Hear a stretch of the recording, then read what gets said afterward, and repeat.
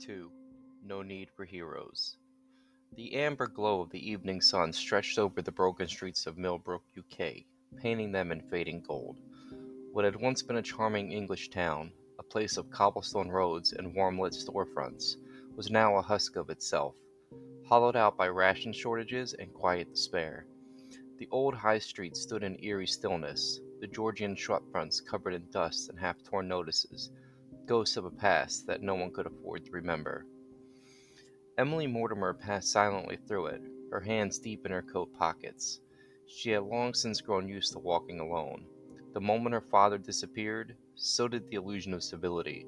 Their true colors had been waiting beneath the surface, and now they didn't bother hiding them. She understood why. She lived in the house on the hill, one of the last standing remnants of privilege in a place that had burned through every scrap of its dignity just to survive. While others stood in ration lines for water and processed food, her home's climate control hummed away, filtering out the world's collapse. She hated they weren't wrong about her. A commotion near the rationing station snapped her attention to the crowd. A surge of people crushed forward, voices rising in a frenzy.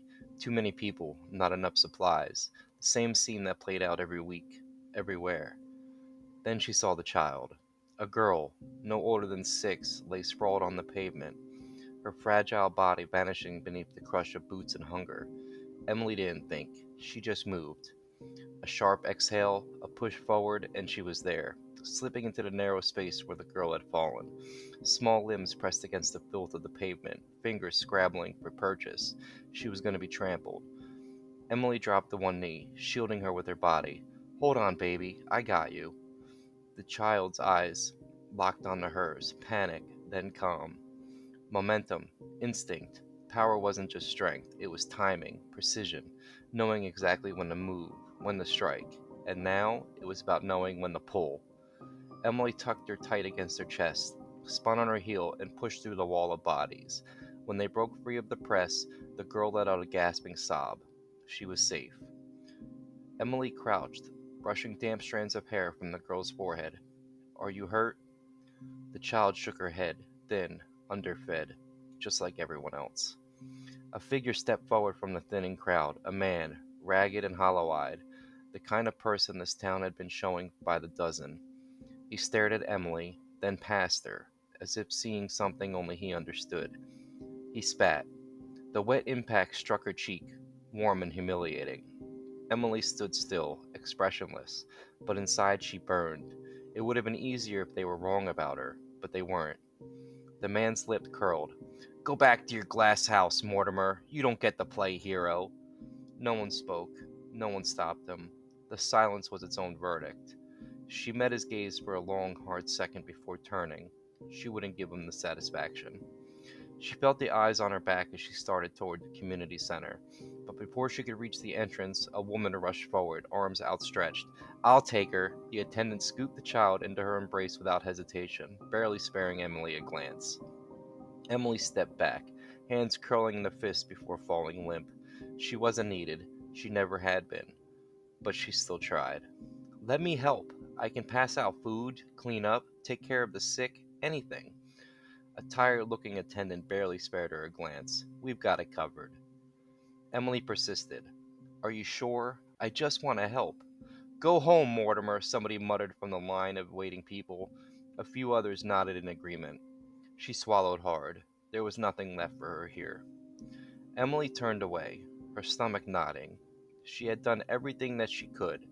She lingered for a moment longer, letting the sting of rejection settle before stepping outside into the cold night air and going home. The walk home was silent, the kind of silence that settled deep, wrapping around her soul. She barely noticed when her feet carried her past the front gate. She would do what she always did after this routine: practice. Her target stood against the reinforced wall, riddled with arrows. She steadied her breath, drew back the bowstring, and released. Thwack! Another clean hit. Emily had been holding a bow since she could walk. Her father had made sure of that. She remembered the first time her tiny hands struggling to grip the smooth wood, his larger hands guiding her, steadying her aim. "You don't need to be strong," he had told her. "You just need to breathe. Focus." She could still hear his voice from years ago, calm, firm, certain. Focus is freedom. In a world of chaos, we make our own stillness. Another arrow loosed. The steady rhythm of training settled her mind, grounding her in the familiarity of repetition. Each shot a heartbeat, each impact an answer she was still trying to find. This wasn't just practice, this was survival. She put down her bow and headed to her father's study. The house was a mausoleum, a monument to everything he left behind. The study was untouched. He had left everything as it was: his notes, his files, his careful logged research. All of it sat there, waiting. Emily's fingers trailed over the desk's surface, leaving a trace in the thick dust. He could have taken it all with him, could have burned it, could have hidden it, but he hadn't, and somehow that made it worse. Her eyes dropped to the medallion on her neck. It had been warm when he gave it to her, his voice steady, not afraid. "Emily, I have to go." "Where?" He had smiled, not with sadness, not with regret, a knowing one. "I can't tell you, but I'm sure you'll see me again." "What? When?" His hands closed over hers, pressing the medallion into her palm. "In the dive." Her breath now shuddered as she traced the edges of the medallion. He had set the path, knowing she would walk it. But had he known where it would lead? She turned the medallion between her fingers, its markings waiting, unreadable, a key without a lock, a path without a map. 4 small holes dotted its surface, perfectly placed, almost like a button waiting to be pressed. Her father had left her something.